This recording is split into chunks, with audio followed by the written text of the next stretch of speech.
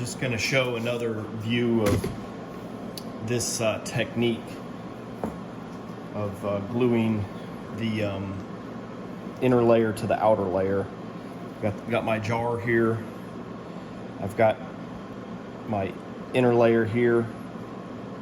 Peel it back just enough to where I can see that I've not making a gap in my glue from where I glued before. And then I'm trying to maintain about a 3/8 band of glue, 3/8 to a 1/2 inch. I'll do about 4 inches a time,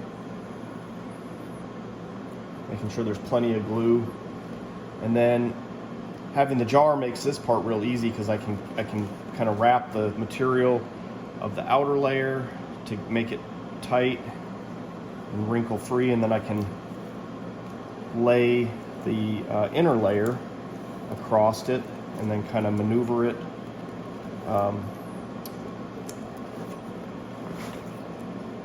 make sure that it's laying just right and there's no wrinkles. Then I can take my roller or piece of pipe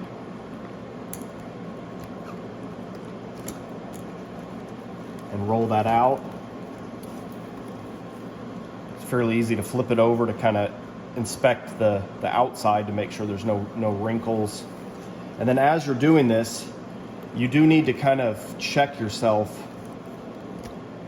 I'm going to pull that out for just the ability to show this a little bit better. But you want to grab the inner layer and the outer layer and kind of pull just gently to make sure that it's not stuck together, because sometimes about right here where that piece that's folded under ends, sometimes glue will squish out that direction, and then it'll glue the material about right here to the outside about right there. And then basically when you're pulling apart, let's see if I can find one. It looks, oh, there it was. There was one. It was stuck basically right there, and when I pulled, it popped those apart. So you want to check that, because if you leave it too long, then eventually you end up with a piece that's glued right there. If you run into that, what you can do is, if you've let it sit too long and it is glued, take a blow dryer, heat it up, and carefully pull it apart. The heat will actually let it release. So that's the way to fix it if it does get stuck and you leave it for too long. But the best thing to do is just check yourself as you're going. And if there is a spot that really gets stuck, you probably want to pull it apart and then check it a little while later to make sure it hasn't stuck back together again.